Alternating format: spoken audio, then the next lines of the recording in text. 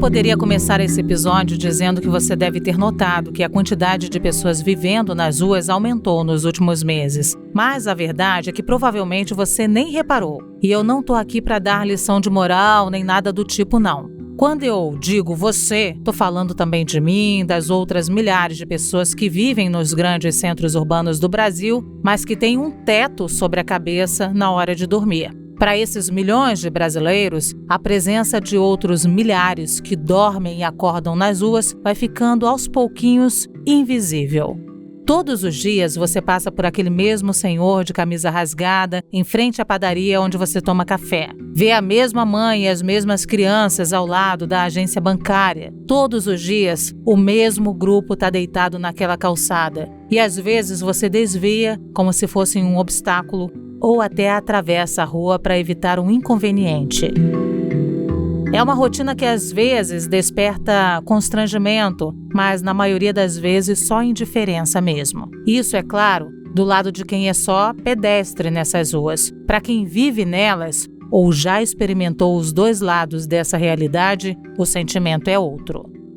Meu nome é Wellington Antônio Vanderlei, eu sou músico. Atualmente eu estou trabalhando com vendas, depois que eu saí da rua, e estou lançando um disco que chama Para Louvar, o El Black Soul e os Filhos da Promessa. A primeira vez que eu fui parar na rua foi por conflito familiar, né? Meus pais tinham um conflito muito forte, meu pai também bebia, e sempre que ele bebia havia agressões, né? Ele agredia minha mãe, e numa dessas agressões eu fui defender minha mãe, tive que chamar a polícia, aí o conflito agora passou a ser comigo, e aí ele me botou para fora de casa. Eu parei para pensar sobre parar na rua. Uma vez meu pai estava conversando com um amigo em casa, aquelas conversas de adulto que criança tem mania de ficar ouvindo, e eu lembro que meu pai, ele estava rebocando até uma parede, sabe? E ele falava com esse moço, e os dois conversando a respeito da pessoa virar mendigo e tal. E meu pai, eu lembro que meu pai falou assim: pra pessoa virar mendigo é facinho, é só a pessoa ter qualquer tipo de problema aí e tal, e a pessoa vira mendigo. E por incrível que pareça, isso veio acontecer comigo. Mas eu nunca, assim, eu não era muito de reparar essas coisas não, né? Mas acaba que acontece, né? Infelizmente. O sentimento é que você é, tipo assim, invisível mesmo, né? E um sentimento, assim, de um preconceito muito forte, né? Porque eu era boy, eu andava muito bem vestido, né? Meus pais com toda a confusão, assim, mas sempre procuraram dar boas roupas, bons calçados. Então, assim, pra mim foi um choque muito grande, a maneira que as pessoas olham, né? Porque aí agora sua roupa começa a sujar, você tá sempre com a aparência de cansado, né? Por mais que você tente manter as aparências, chega uma hora que não consegue mais, né? E Belo Horizonte não é São Paulo que tem um albergue, que tem a tal famosa boca de rango, né? Que tem algum lugar assim que a pessoa vai tomar um banho, vai trocar de roupa. Belo Horizonte não é assim. Então não tinha essas coisas. Então foi muito difícil, né? Passar noites acordado, com medo de sei lá, de ser agredido. Tem passa todo esse tipo de sentimento, né? Sem não contar o frio, né? É muito dolorido. O frio da madrugada. A noite é muito comprida. Uma noite parece uma eternidade, parece que nunca mais vai acabar. E a gente totalmente desprevenido, né? Porque quem vai parar em situação de rua não sabe. Ele não estava esperando passar por situação de rua. Não é uma pessoa que faz uma mala, né? Eu estou indo viajar, se programou, reservou uma grana, reservou um cartão. Não é assim. A coisa acontece e pega a pessoa totalmente surpresa. Então, assim, a pessoa passa todo tipo de dificuldade, né? Lembra quando eu te disse lá no episódio sobre a fome que a pandemia está agravando ainda mais alguns problemas, mas que eles não ganharam essa dimensão assim de uma hora para outra? Esse é um desses casos. Se em 2012 eram mais ou menos 92 mil pessoas vivendo nas ruas, em março do ano passado, antes da pandemia explodir, esse número já tinha mais que dobrado. Eu sou Luciana Barreto e nesse episódio do Entre Vozes, a gente fala sobre os mais pobres entre os pobres, sobre os que ficam invisíveis aos olhos de outras pessoas e até do poder público. Nesse episódio, falamos sobre a invisibilidade dos que ficam fora até das estatísticas. Quando a gente fala que mais de 14 milhões de brasileiros estão sem emprego no Brasil, faltam pelo menos 222 mil pessoas nessa conta. Quando falamos que 125 milhões sofreram com algum grau de insegurança alimentar na pandemia, essas 222 mil pessoas também não estão inclusas. Até quando dizemos que o Brasil tem uma população estimada de 211,7 milhões de habitantes, esses 222 mil provavelmente também não estão na conta. 222 mil é provavelmente o número de pessoas que viviam em situação de rua no Brasil até março do ano passado. E olha, já te adianto que essa nossa conversa vai ser cheia de prováveis, aproximados e estimados, e não é por imprecisão jornalística não, viu? O problema é que quando o assunto são as pessoas que vivem nas ruas do nosso país, tudo que a gente tem para se basear até hoje são impressões e um bocado de dados difusos e espalhados pelos estados, já que o censo, que é o mais fiel raio-x da população brasileira, só inclui nas suas estatísticas quem tem um domicílio. O documento de onde eu tirei esses 222 mil, aliás, é muito provavelmente o que a gente tem de mais completo e recente sobre a população de rua a nível nacional. Esse e outros números estão em uma nota técnica do IPEA, o Instituto de Pesquisa Econômica Aplicada, e foram estimados pelo Marcos Natalino, que é especialista em políticas públicas. Para chegar nessas estimativas, ele usou os dados fornecidos por algumas capitais, como São Paulo, Rio de Janeiro e Recife, que fazem contagens e cadastros de pessoas em situação de rua, e cruzou com dados sobre o tamanho da população brasileira, os índices de pobreza, o número de pessoas em áreas urbanas e alguns outros.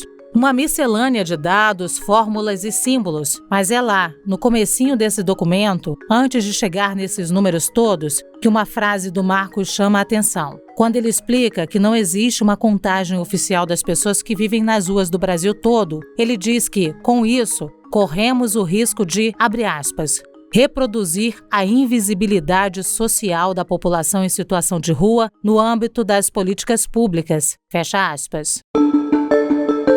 Se a gente para observar um pouquinho o cotidiano de quem vive nas ruas, não é difícil entender por que o IBGE opta por não contar e entrevistar essas pessoas no censo. Para começo de conversa, são pessoas que se locomovem muito pela cidade. Se de manhã estão num bairro, de noite dormem em outro. Isso poderia resultar, por exemplo, na dupla contagem de uma mesma pessoa, se ela acabar sendo entrevistada 2 vezes. O próprio Natalino ressalta lá no seu estudo que essas dificuldades existem e são complexas, mas que também são incontornáveis. E a maior prova disso eu encontrei nas páginas do livro Aprendendo a Contar. Repleto de fotos e artigos de especialistas, o livro relata o percurso e a importância do primeiro e único censo sobre a população de rua que já foi feito no Brasil.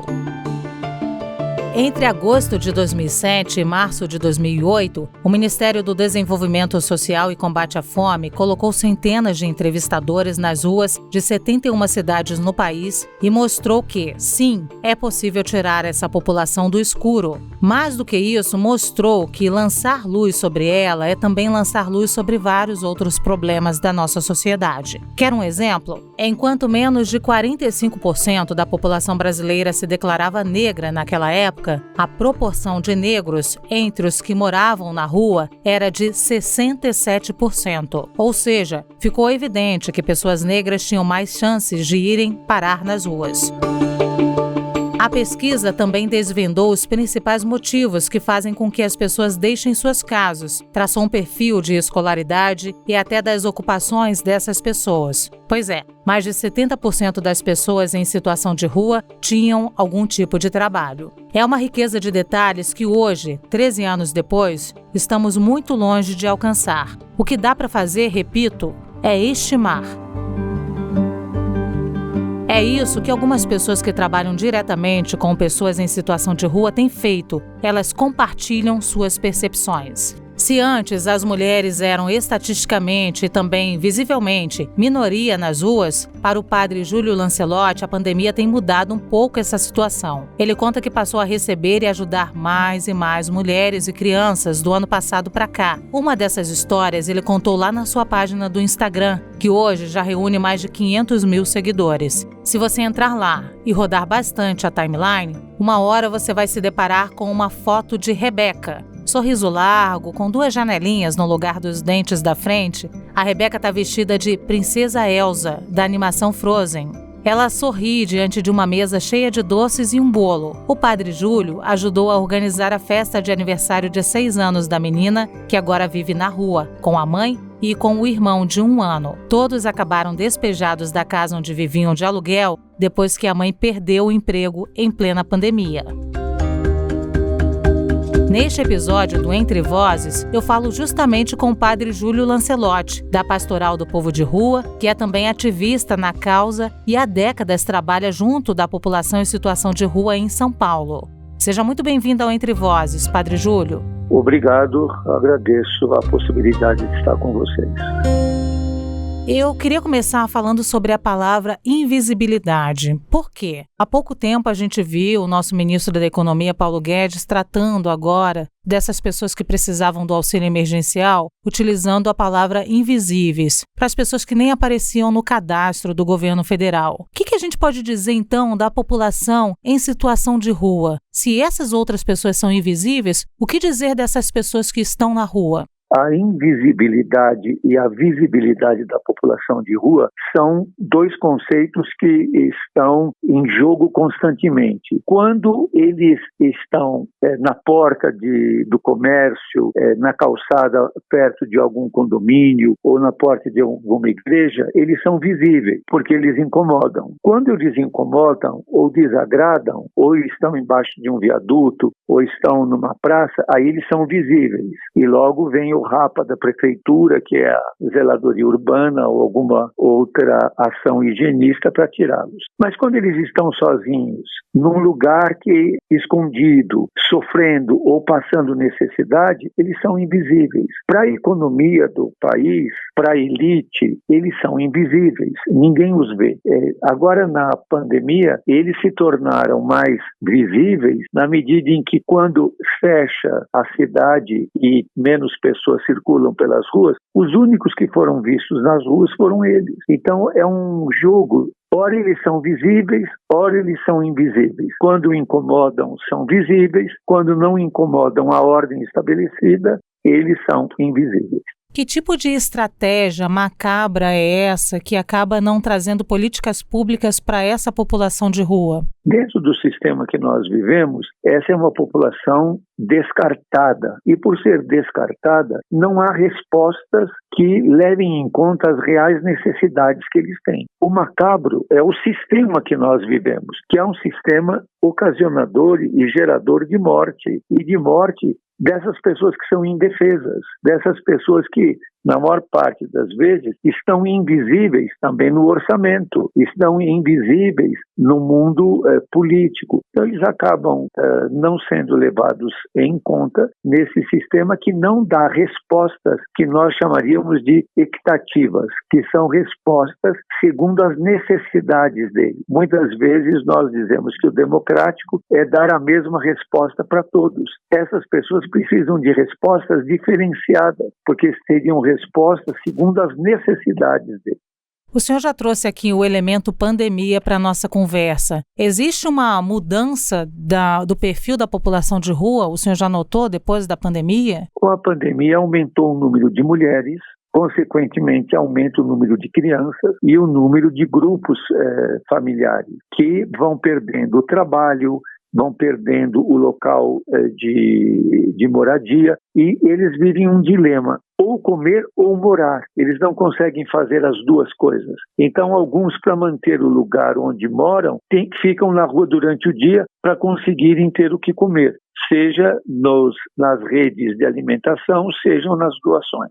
Padre Júlio, uma das conclusões do único censo que já foi realizado sobre a população em situação de rua no Brasil é que muitas vezes a permanência na rua se torna crônica. Por que essas pessoas têm dificuldade de sair das ruas ou de sair desse sistema? Porque a rua, ela vai trazendo lesões. Viver na rua, você imagina, não ter um lugar para dormir, não ter acesso à água potável, não ter acesso à rede de esgoto, não ter um banheiro para usar, estar à mercê de todo tipo de violência, de humilhação, de escracho. Então, é uma situação de muitas perdas, uma situação que causa lesões muito grandes. Por isso é muito importante fazer a prevenção com proteção social, para que as pessoas não cheguem na rua, e dar respostas imediatas àqueles que estão há menos tempo na rua. Quem está há muito tempo na rua acaba cronificando comportamentos que depois são muito difíceis de mudar. É uma cosmovisão. Estar na rua é um jeito de sobreviver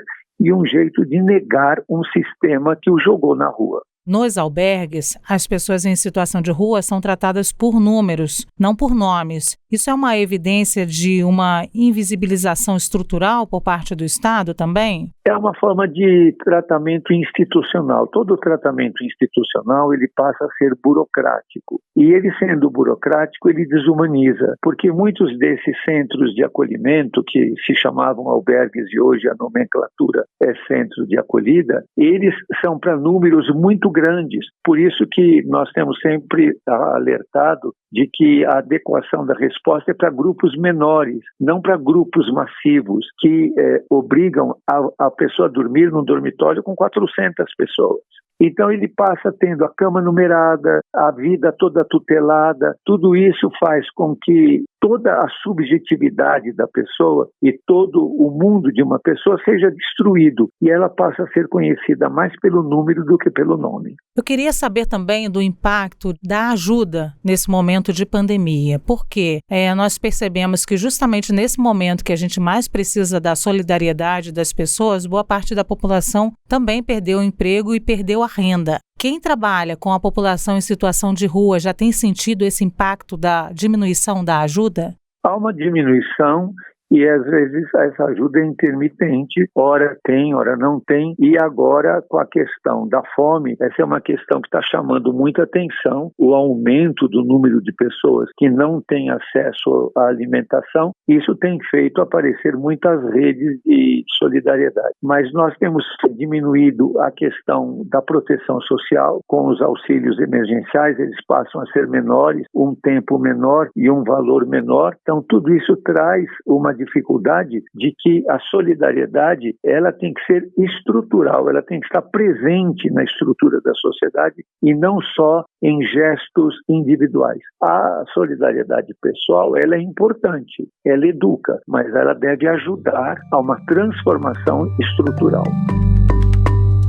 Lá no começo da pandemia, eu me lembro que o senhor denunciou muito a baixa adesão da rede hoteleira ao edital da prefeitura para acolher a população em situação de rua. O que poderia e deixou de ser feito por essas pessoas durante a pandemia, hein? Olha, a rede hoteleira era uma alternativa.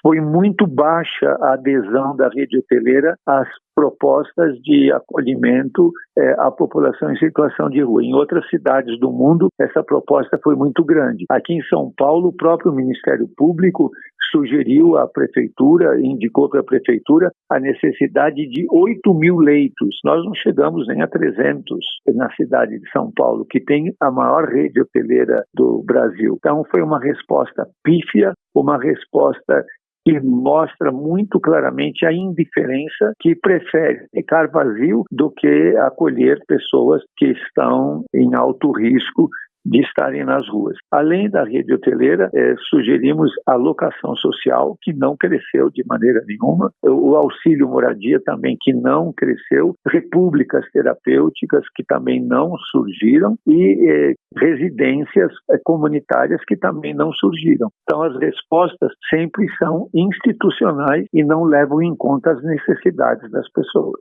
Padre Júlio, o que faz a gente sentir uma espécie de vergonha? Eu acredito que seja isso a palavra, o senhor me diga melhor depois se não. É diante de uma situação que a gente vê com tanta impotência. Eu digo do fluxo migratório, a gente tem visto agora cada vez maior, né? A gente vive a maior crise migratória da humanidade. Aquelas pessoas soltas no mar, as pessoas com fome, as pessoas sem casa, sem dignidade. E é uma situação que a gente vê sempre com a população de rua. O que faz com que a gente fique com essa indiferença? Que mecanismo o ser humano se utiliza para sobreviver a isso? Olha, talvez eu vou dizer uma coisa para você que seja um tanto pesado ou difícil, mas o sistema neoliberal, ele não é só uma questão econômica e política, ele é uma epistemologia. Nós pensamos de maneira neoliberal. E num mundo competitivo, altamente competitivo como o nosso, nós sabemos que esses são os que perderam.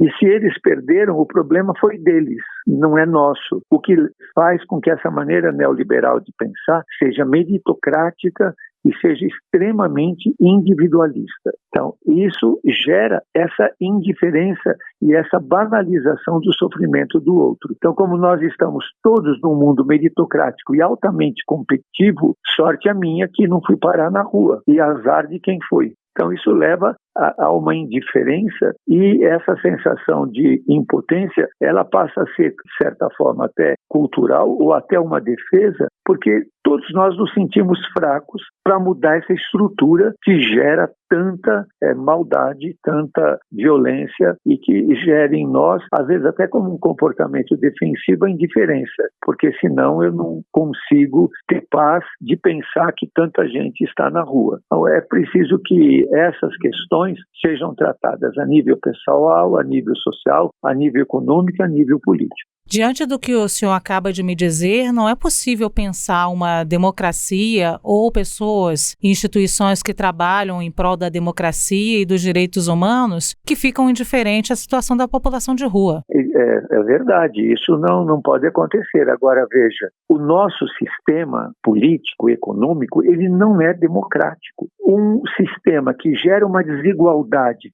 tão grande, onde grande parte da população não tem acesso à alimentação, não tem acesso à água potável, não tem acesso a um lugar digno para dormir, isso mostra de que não pode haver democracia quando há uma desigualdade que desumaniza uma parte da população, porque é extremamente desumano. Então isso coloca em xeque a própria ordem social que nós chamamos e que dizemos que vivemos. Não há uma ordem social, há uma desordem social. E uma desordem social que lesiona e causa dano a grande parte da população.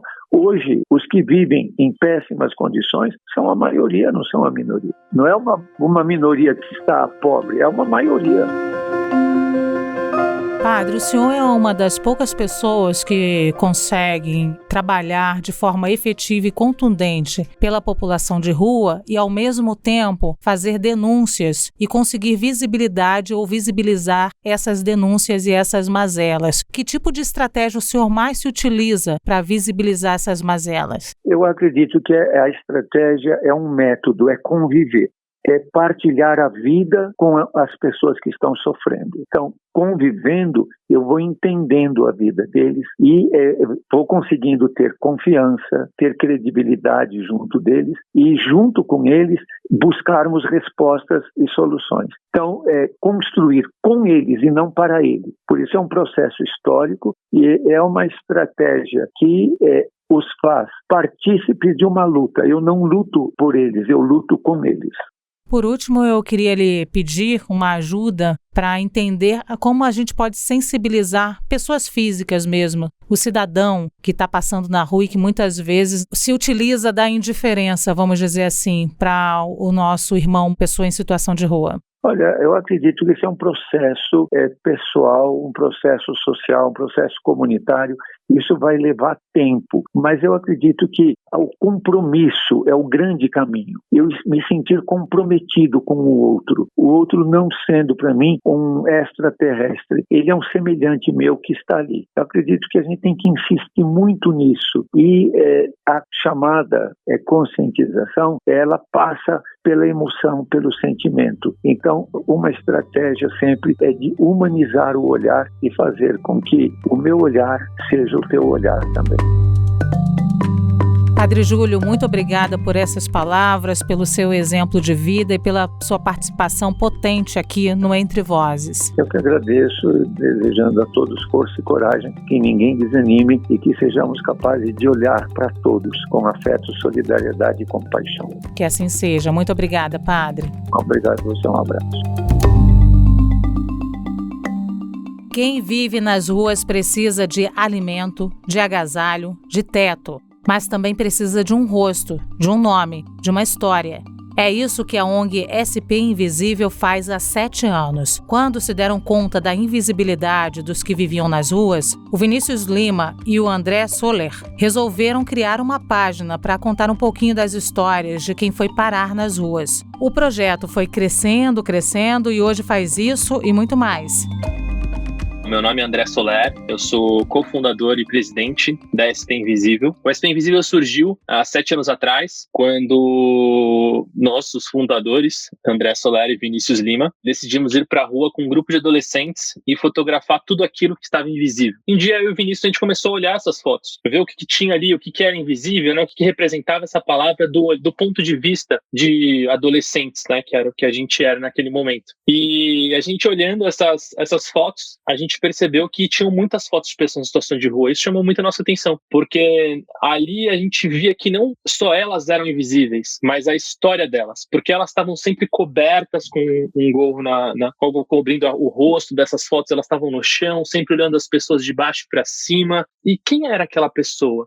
A gente não conseguia ver os olhos nem a história. Foi daí então que surge a ideia da gente começar a contar as histórias dessas pessoas para a sociedade. Naquela época a gente não conseguia ajudar todas as pessoas que a gente conversava, mas hoje a gente ajuda todas as pessoas que a gente conversa e que a gente conta os relatos. A gente tem Inverno Invisível, que é a ação que a gente está no ar agora, que a gente está arrecadando para poder levar moletons e edredons e um kit de inverno que a gente está montando para as pessoas em situação de rua. A gente tem que cuidar da vida dessas pessoas que estão em situação de rua. Então essa é uma das ações. Quem quiser até participar é só acessar o nosso site, spinvisível.org, para poder entender um pouco mais da ação. E a gente tem outras ações como Natal Invisível, a Páscoa Invisível, o Carnaval Invisível. São ações que todas a gente faz durante o ano. A gente tem várias ações. E as pessoas podem sempre contribuir para as histórias que a gente conta, para essas ações que a gente faz. A gente está sempre em atividade, transformando a vida das pessoas em situação de rua e conscientizando a sociedade.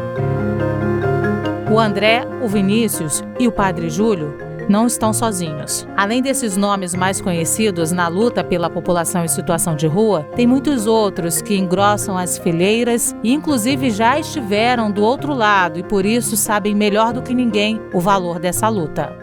O sentimento que eu tenho hoje é de uma compaixão, assim, uma coisa muito profunda, né? Eu até me emociono, porque dói muito, né? Ver a pessoa em situação de rua, para mim dói muito. E me emociona muito, e muitas das vezes eu choro, né? Muitas vezes eu entro aqui chorando e, né, vou pedir ao Senhor para confortar meu coração, porque realmente é uma situação que machuca, que dói.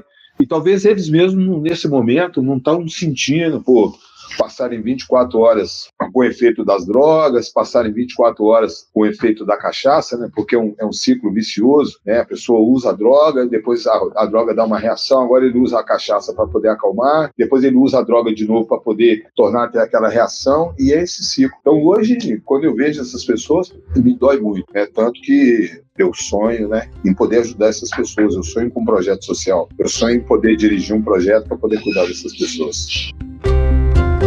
Quem sabe é assim, vencendo aos poucos a invisibilidade social e cotidiana, que a gente abre caminho para vencer a invisibilidade no âmbito das políticas públicas.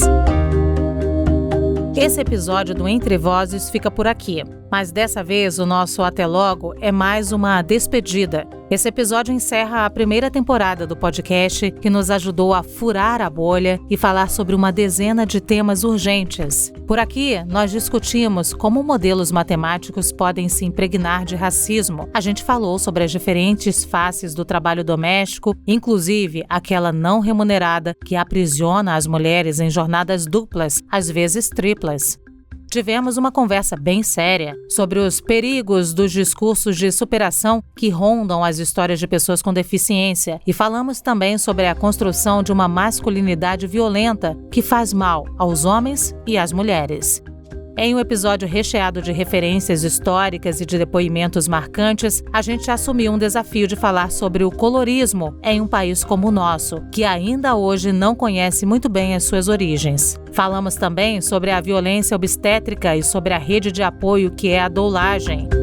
Se você perdeu algum desses episódios, aproveita para maratonar enquanto a gente prepara a segunda temporada do Entre Vozes.